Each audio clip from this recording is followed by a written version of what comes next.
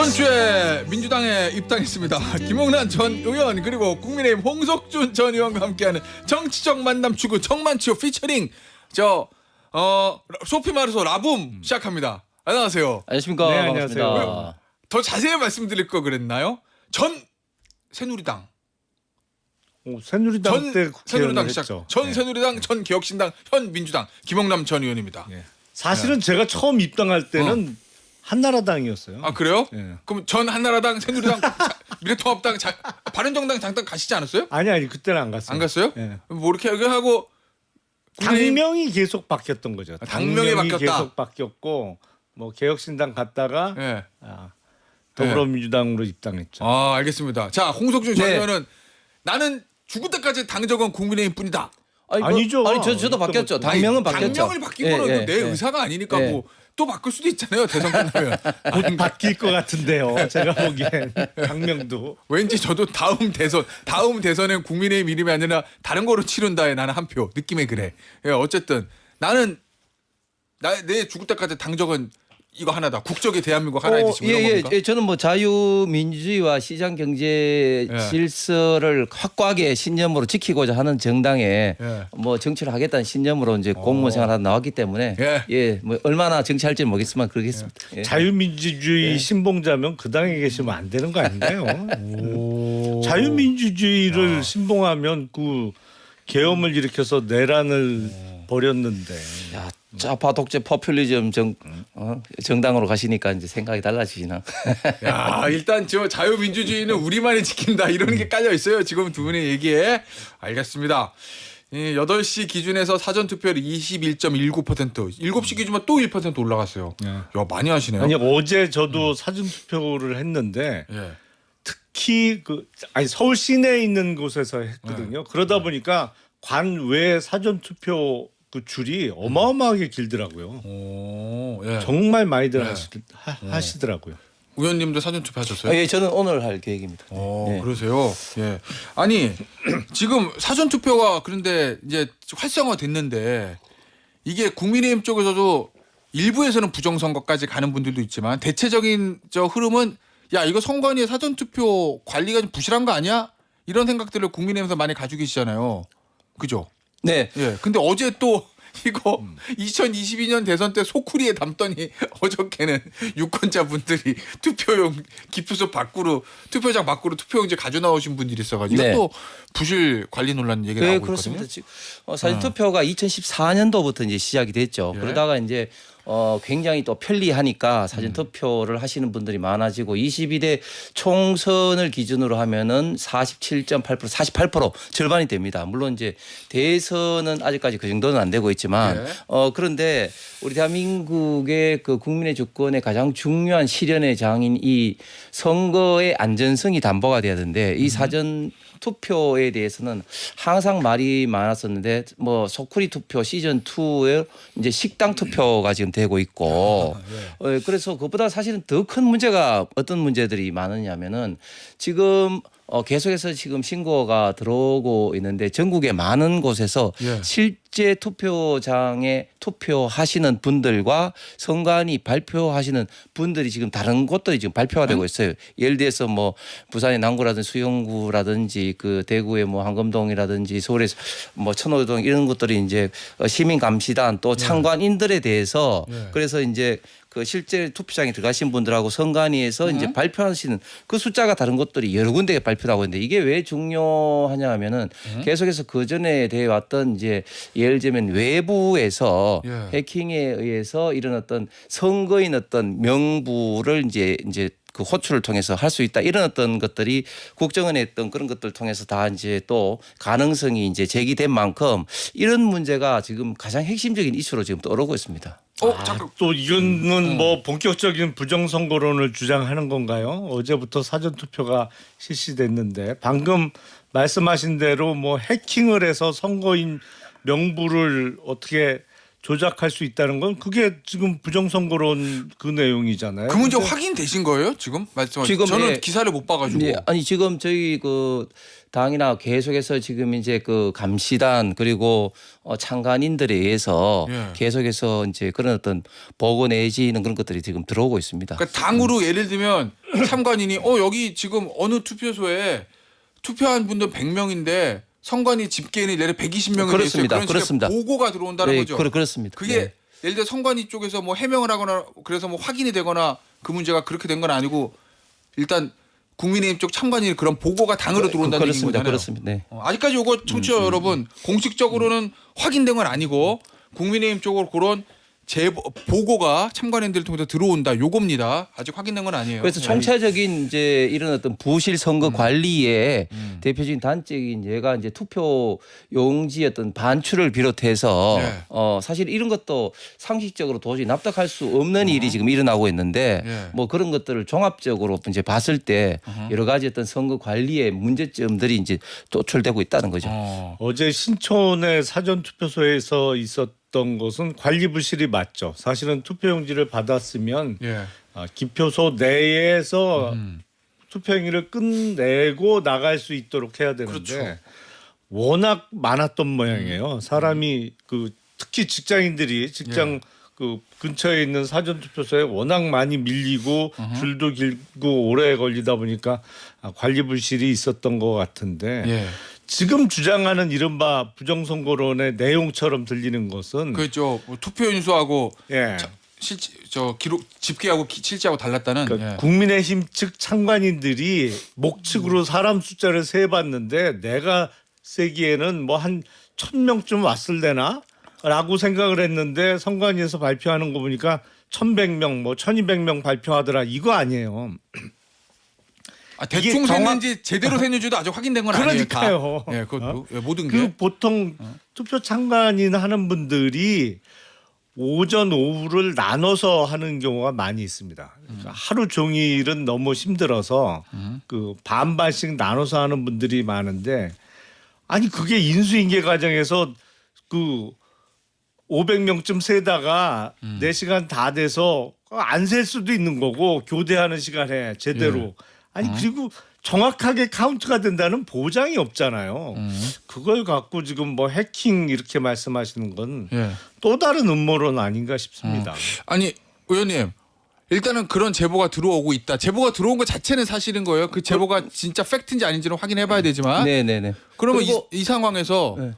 국민의힘은 야 이거 위험한데 사전투표 하지 마 이겁니까 아니면 그래도 사전투표 하십시오. 사전투표 해야 되죠. 사전투표 해야 되지만 그러나 네. 분명한 건 정당 참관이라든지 시민감시단의 문제점에 대해서 네. 선관위가 지속적으로 문제를 체크하고 그리고 사실 확인을 해야 되는 게 가장 중요한 거 아니겠습니까? 예, 알겠습니다. 그 사실 확인을 기다려 보겠다. 선관위의 그런 문제 제기에 대한 이런 말씀이셨고, 알겠습니다. 근데 어쨌든 사전 투표가 역대 최고거든요. 예. 이제 이러면 딱 두 가지잖아요. 야 이게 전체적인 투표율이 높아져서 본 투표도 높아지는 거야? 아니면은 그냥 투표 3일이나 하는 거나 마찬가지니까 빨리 하고 월요일 연차 내면은 금토일 월화 놀아요. 그렇죠. 예, 그냥 땡겨서 하는 거야. 어떤 쪽이 그러니까 어떻게 될 것 같으세요? 최종적 투표율은 최종 투표율이 지난 대선의 77%를 넘을 수 있느냐? 예. 근데 재외 국민 투표율이 역대 최고치를 찍었잖아요. 그래요? 예. 제일 높았어요. 그리고 어제 제가 여의도 유세 현장에서 만난 분은 그 호주 사신대요. 근데 재외 국민 투표를 놓쳤다는 거예요. 그게. 비행기 타고 오셨어요? 비행기 타고 오셨어요. 사전 투표하러. 야, 대박. 그런 분들이 많이 계신 거로 봐서 예. 투표율이 높을 수 있는데 다만 진영별로 투표율이 조금 차이가 날 수 있어요. 그러니까 12월 3일 내란 행위에 대해서 지금도 분노하고 계시고 이거를 나의 한 표로 반드시 응징해야겠다라는 생각을 갖고 계신 분들은 더 적극적으로 투표에 참여하실 거고 전통적으로 국민의힘을 지지하셨던 분들은 어차피 이번에 안 되는 거니까 그리고 특별히 찍을 사람도 안 보인다. 그분들 입장에서는. 그래서 이른바 진영별로 투표율이 조금 다를 수가 있어서 전체 투표율이 과연 78%뭐 80% 정도 찍을 수 있느냐 저는 지난번 대선 수준 아닐까 싶어요. 자, 의원님. 네. 결국 TK 투표율이거든요. 그러니까 지금 김영남 전 의원 얘기대로 하면 이제 보수 진영 쪽에서는 투표를 안 하는 경향도 있을 수도 있다 이 얘기인데 어제 사전 투표 첫날이긴 하지만 저 호남이 제일 높아요. TK가 제일 낮아요.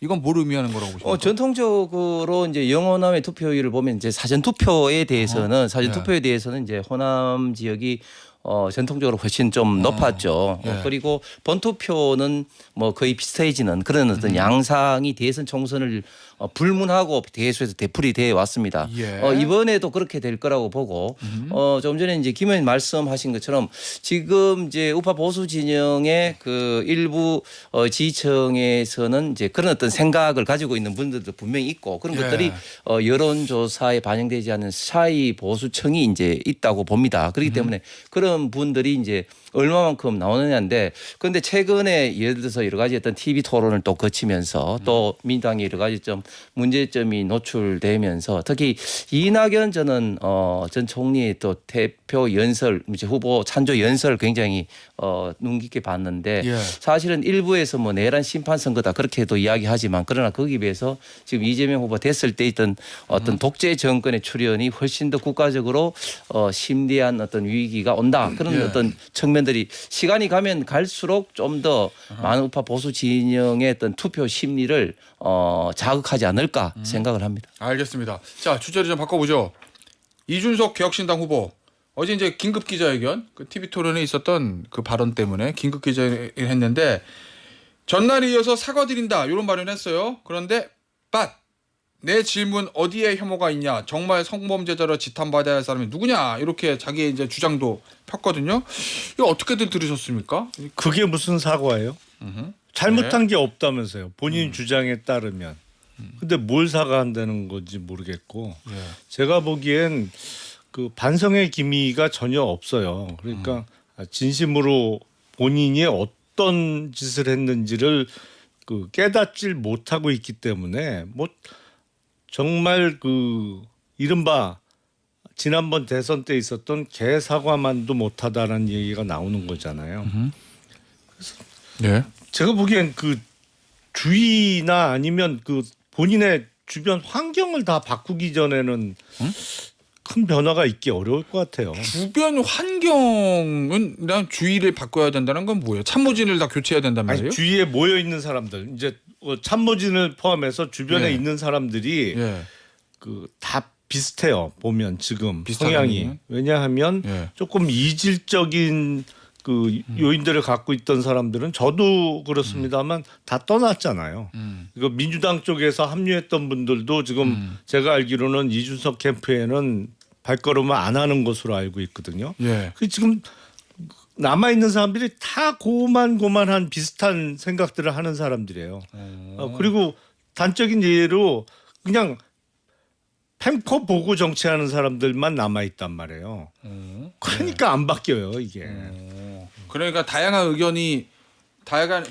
의견을 조율해 가지고 어떤 정책이나 어떤 방향이 나오는 게 아니라 그런 다양한 말씀이군요. 의견이라기보다는 좀 상식적이고 합리적인 의견이 안 나오고 있는 상황이죠. 알겠습니다. 우리 의원님은 어떻게 보셨어요? 이준석 후보의 기자회견 이게 그냥 국민의힘에게는 어떤 상황입니까? 도움이 되는 상황이에요? 도움이 안 되는 상황이에요? 입장이 뭐예요? 일단 국민의힘의? 그 김영남 의원이 말이 우스운 게 예. 개혁신당을 떠난 사람은 좋은 사람이고 남아 있는 사람이 마치 나쁜 많은 사람이랑 이렇게 이야기하는 것이 참 우습기도 하고 저는 좀 이해가 안 되는 게 물론 그 이준석 후보가 한 발언이 과연 대선 TV 토론에서 한 발언을 적정하냐 예. 이런 어떤 문제 제기를 할 수 있지만 그러나 지금 문제는 그런 어떤 행위가 특히 이제 여성 혐오 내지는 그런 게 문제되지 않느냐 어떤 발언인데 달을 가리키고 있는데 지금 손가락을 비판하고 있는 그런 상황인데 분명히 이것이 이재명 후보의 아들의 그런 어떤 아주 여성 어떤 혐오적인 부적절한 어떤 발언은 확실한 것이고 거기에 대해서 이미 법원도 약식 명령으로 500만 원 벌금형이 이제 확정된 것이 사실로 확인된 이런 상황에 대해서 그것을 그런 것을 행위를 저지른 이재명 후보 아들과 이재명 후보의 어떤 사과를 요구하기보다도 오히려 말을 한 이준석 후보에게 비판을 이렇게 하는 것이 저는 대단히 합리적이지 않다. 예를 들면 끔찍한 어떤 살인 현장을 본 목격자가 그 끔찍한 그 현장을 신고하고 묘사했다는 자체가 너 왜 그렇게 끔찍한 이야기를 해? 이렇게 비판하는 꼴과 지금 같지 않습니까? 예, 알겠습니다. 근데 일단 저 잠깐 사실관계를 조건 제가 말씀드릴게요. 민주당 측에서는 그 이재명 후보 아들이 했던 그 글이 여성을 대상으로 한 것은 아니다. 이렇게 밝혔다는 걸 말씀을 드리고 제가 궁금한 거 어쨌든 터졌잖아요. 이준석 후보하고 민주당 간에 이제 논쟁이 붙은 거예요. 이걸 바라보는 국민의힘의 시각에 제가 궁금한 겁니다. 이준석 후보만 때립니까? 이재명 후보만 때립니까? 둘 다 때립니까? 저희들은 당연히 예. 제가 말씀드린 것처럼 이준석 후보의 말이 그 현장에서 적절한 결부를 떠나서 예. 실체적인 어떤 사실관계에 엄청난 나쁜 악의적인 댓글을 한 예. 이재명 후보 아들과 이재명 후보가 예. 거기에 대해서 분명히 사과를 해야 된다는 것이죠. 어쨌든 그러면 의원님 말씀대로 국민의힘의 이 상황에서 타겟은 이준석 후보보다 이재명 후보다. 그런 그렇습니다. 말씀이신 거죠? 그렇습니다. 네. 예. 아니 일단 사실관계가 맞지를 않잖아요. 예. 그 이준석 후보가 TV 토론에서 언급한 내용은 이재명 후보의 아들이 썼다는 댓글이 아니고 그거를 갖고 팸코나 이런 그 일부 그 사이트에서 자기들이 조작한 거예요. 그걸 갖고 지금 우기고 있는데 그렇게 말씀하시면 안 돼요. 아니 사실을 정확하게 적시를 하면서 이야기를 해야지. 그 인터넷에서 조작돼서 떠도는 걸 갖고 그게 맞지 않아? 뭐 자꾸 이런 식으로 말씀하시는 건 곤란하죠. 알겠습니다. 자, 요거 하나 더 볼게요. 그러면 그 아들 공소장이 공개가 됐어요. 그저께 밤인가?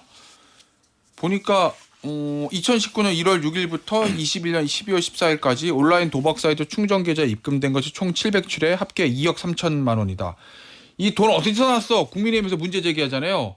뭐 이준석 후보도 문제 제기한 것 같고 여기에 대한 이재명 후보나 민주당의 입장은 뭐예요? 글쎄 그건 정확한 사실관계를 파악하기는 쉽지 않습니다만 예. 한 번에 넣었던 금액은 아니잖아요. 그러니까 몇 년에 걸쳐서 707회에 걸쳐 총 2억 3천만 원. 아니 그러니까 기간도 좀 꽤 되고 2년. 예. 그러니까요. 금액이 좀 많아 보이긴 해요. 거의 만 3년 정도 되네요. 예. 금액이 좀 많아 보이기는 하는데 글쎄 본인이 지금 30대 아닌가요? 제가 알기로는. 예. 그러니까 본인의 소득도 좀 있었을 거고 예. 뭐 친구들한테 빌린 돈도 있었을 거고 그러니까 도박하는 사람들은 사실은 있는 돈 없는 돈 다 쓰는 경우가 많잖아요. 아니 예. 그거는 잘못됐죠. 그러니까 형사처벌 받았죠. 그걸 뭐 잘했다 뭐 그렇게 말씀드릴 생각은 전혀 없어요. 잘못된 건 잘못된 거죠. 아니 이제 소득이 없다는 것은 소득세 납부한 어떤 실적이 없기 때문에 전혀 소득 발생이 이제 없다 이렇게 이제 볼 수밖에 없는 것이고 또 이재명 후보가 이에 관련해서 2021년도 대선 때도 뭐 이야기를 하면서 한 1,000만 원 정도 뭐 손해 본 것 같다 뭐 이런 식으로 했는데 그것도 분명히 이제 허위 사실인 것이죠. 그래서 707회를 입금하면서 총 한 2억 3천 정도의 돈이 어디서 생기느냐 이 문제에 대해서는 당연히 불법 정의 아니냐 뭐 이렇게 의심할 수밖에 없는데 그렇기 때문에 약식 명령에서 500만 원 벌금이 확정된 것에 대해서도 뭐 이의 제기를 하지 않은 것 같습니다. 일단 그 많은 분들이 그 기소 내용을 좀 오해하시는 경우가 있어요. 그러니까 예를 들어서 2억 7천만 원을 입금했다고 하면 정말로 생돈 2억 7천만 원을 넣었다고 생각하시는데 검찰에서 기소할 때 도박판의 판돈을 어떻게 계산하냐면요. 처음에 100만 원을 입금을 했어요. 그래서 도박을 하다가 10만 원을 잃었어. 그러면 90만 원이 남았잖아요. 네. 그 90만 원을 찾았다가 다시 90만 원을 또 입금해. 그러면 그게 이제 190만 원이 되는 거예요. 그러니까 이게 도박 횟수를 거듭할수록 전체 판돈의 액수는 계속 늘어납니다. 그러니까 2억 7천만 원이 생돈을 전혀 없던 거를 넣은 게 아니고 도박을 거듭할수록 판돈은 계속 더하기로 기소가 되기 때문에 그거를 2억 7천만 원 어디서 났어? 이렇게 오해하시면 안 되는 거예요. 그거는. 알겠습니다. 자, 주제를 좀 바꿔보죠. 유시민 작가가 어제 이제 한 방송 출연에서 한 얘기인데 김문수 후보의 부인 설란영 씨에 대한 이야기. 요거 읽어드릴게요. 김문수 씨가 대학생 출신 노동자로서 찐 노동자하고 혼인한 거예요. 설란영 씨가 생각하기에는 나하고는 균형이 안 맞을 정도로 대단한 사람이에요.